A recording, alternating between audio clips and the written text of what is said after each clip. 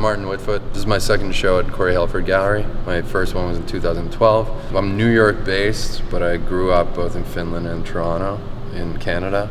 And I feel like on some level, where I'm from actually has quite a lot to do with how I paint.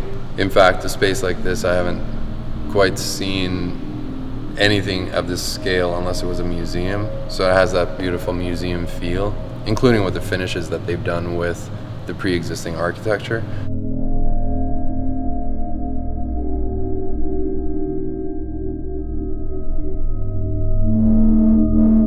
I have a new place that I bought a few years ago in upstate New York.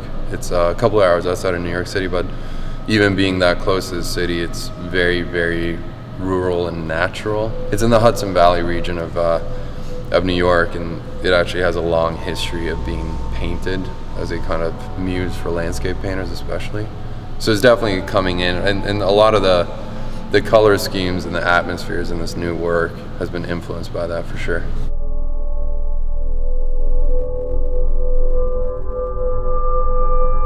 The Archaic Revival is a title and theme that was originally presented in that, he came up with the term by Terence McKenna.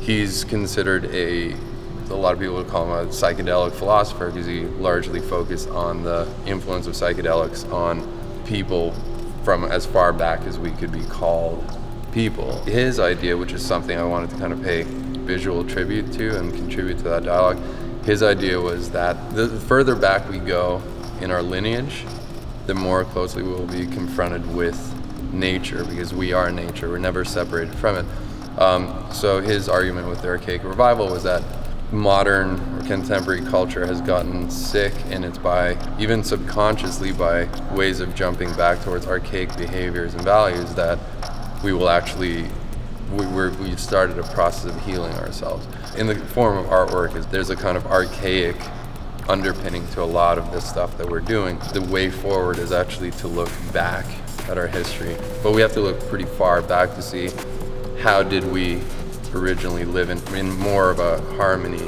in more state of equilibrium with nature, because currently that's not the case.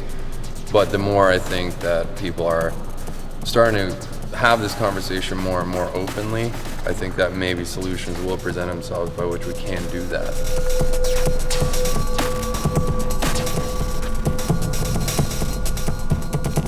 So often the animals, they have to contend with landscapes or environments that our species has set in place. So there's often a remnant of our technology or industry in these pieces, and the animals are simply sort of struggling to survive in them.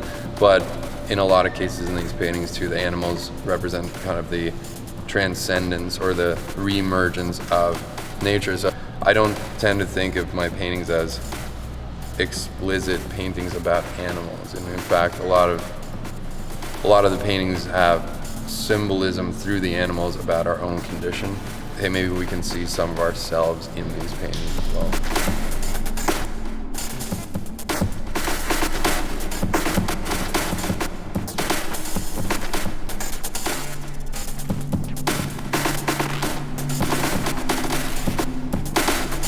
So this painting is called Moratorium. It's an allegory on winter. It's a frozen state.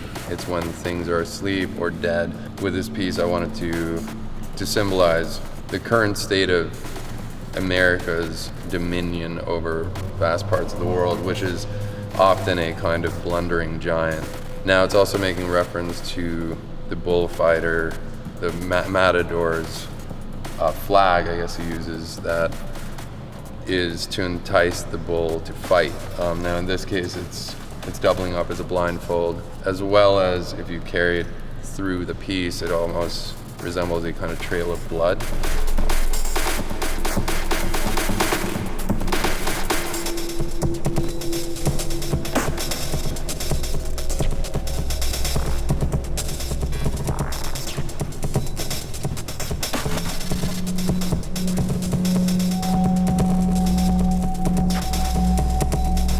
The painting's called Milk. So Rome was founded by, in the mythos of it was founded by Romulus and Remus, who were nursed to health. They were abandoned, they were orphans. They're nursed to health by a she-wolf called the Capitoline wolf, and she's often depicted. There's a famous sculpture of it where she has sort of like mammaries, and she's nursing these two toddlers, that end up them being the founders of the greatest empire that was known. I'm not the only one to see the parallels between where we're going as a society. So as to first of all get a better understanding as to our own condition now, but also maybe the warning signs as to maybe something we might want to avoid in the future. There isn't really a conceptual basis as to exactly why I picked car parts, but something about their form, the fact that mashed together in this kind of a way, they end up suggesting something very grotesque. The flamingo's bathing at the bottom here and drinking from the milk that's pouring down.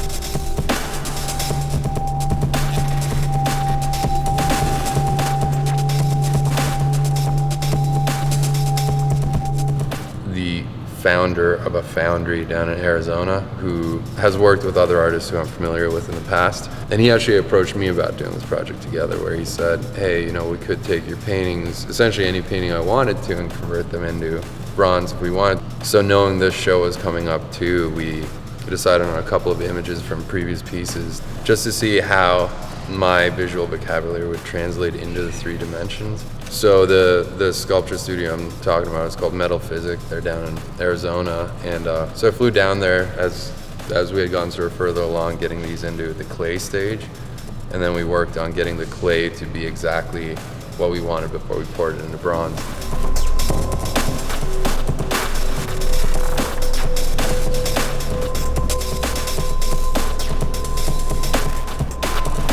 I work primarily with oils, in fact exclusively with oils when it comes to the painting medium of my choice. I've also done some work with gold leaf. There are 3 pieces in the show that have gold leaf elements in them.